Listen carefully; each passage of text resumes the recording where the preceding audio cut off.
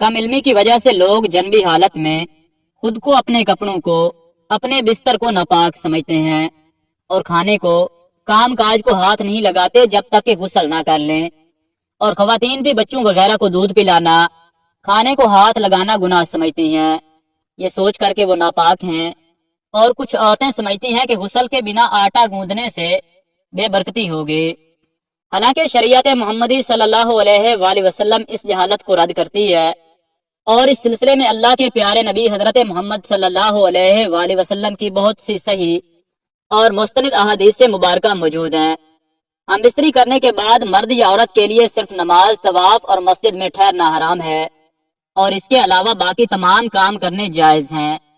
مرد و خواتین پر کہیں بھی ایسی کسی پابندی کا ذکر نہیں ہے، بلکہ غسل کرنے سے پہلے بھی جنابت کی حالت میں ہی تمام لوگ عام روٹین کے کام کاج کر سکتے ہیں۔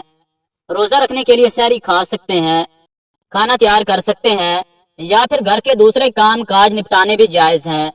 اسی طرح ماں بچوں کو دودھ پلا سکتی ہے، ان کی دیکھ بھال بھی کر سکتی ہے۔ اس کی کئی ایک دلیل موجود ہے۔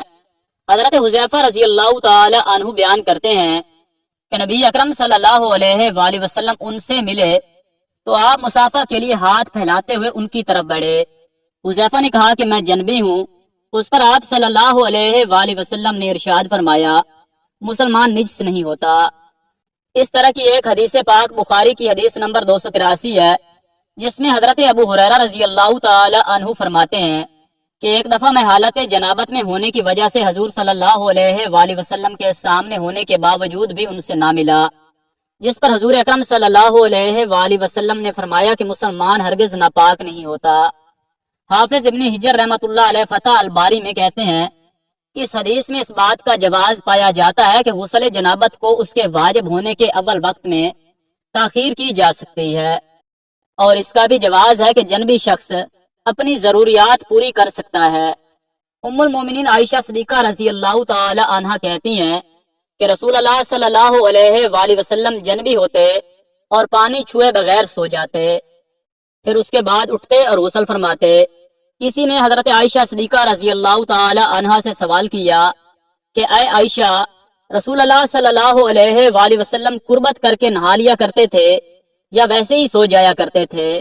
تو حضرت عائشہ صدیقہ رضی اللہ تعالی عنہا نے فرمایا کہ نبی اکرم صلی اللہ علیہ وآلہ وسلم ہم بستری کر کے ویسے ہی سو جایا کرتے تھے۔ جب مؤذن رسول فجر کی اذان دینے کے لیے آتا تھا تو حضرت محمد صلی اللہ علیہ وآلہ وسلم غسل کر کے جسم کو خشک کرنے کے بغیر ہی مسجد میں تشریف لے جاتے اور نماز فجر کی جماعت کرواتے، اور میں گھر میں آپ کی آواز سنتی رہتے تھے۔ پھر آپ صلی اللہ علیہ وآلہ وسلم روزہ رکھ لیتے تھے۔ کسی نے عامر رضی اللہ تعالی عنہ سے پوچھا، کیا یہ روزوں کے مہینے میں ہی ایسا ہوتا تھا یا عام معمول میں یہی ہوا کرتا تھا؟ حضرت عامر رضی اللہ تعالی عنہ نے فرمایا کہ روزوں کے علاوہ بھی ایسا ہی ہوا کرتا تھا۔ رسول اللہ صلی اللہ علیہ وآلہ وسلم نے حضرت عمر رضی اللہ تعالی عنہ کو سونے سے پہلے وضو کرنے اور اپنی شرمگاہ کو دھونے کا حکم دیا تھا۔ حضرت عائشہ صدیقہ رضی اللہ تعالی عنہ نے فرمایا کہ رسول اللہ صلی اللہ علیہ وآلہ وسلم بعض اوقات غسل کر کے سوتے اور بعض دفعہ حالت جنابت میں ہی وضو کر کے سو جاتے۔ ناظرین گرامی، افضل یہی ہے کہ جنابت کے بعد جتنی جلدی ہو غسل کر لیا جائے، کیونکہ ایسا نہ ہو کہ کہیں غسل کرنا بھول ہی نہ جائیں۔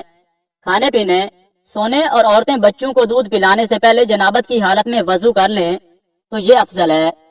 ناظرین گرامی، یہ یاد رہے کہ یہ وضو کرنا بھی واجب نہیں ہے، لیکن وضو کرنا اور شرمگاہ کو دھو لینا مستحب ہے۔ حضرت عائشہ صدیقہ رضی اللہ تعالی عنہ بیان کرتی ہیں کہ نبی کریم صلی اللہ علیہ وآلہ وسلم اگر جنبی حالت میں کھانا یا سونا چاہتے تو نماز کے وضو کی طرح وضو کرتے تھے۔ وضو کرنا اس لیے بھی افضل ہے کہ نبی کریم صلی اللہ علیہ وآلہ وسلم نے فرمایا کہ 3 لوگوں کے پاس رحمت کے فرشتے نہیں آتے، کافر کی لاش اور خلوق کے خوشبو لگانے والا اور جنبی شخص، جب تک کہ وہ وضو نہ کر لے۔ اللہ تعالیٰ سے دعا ہے کہ اللہ تعالیٰ ہمیں دین اسلام کے مطابق زندگی بسر کرنے کی توفیق عطا فرمائے۔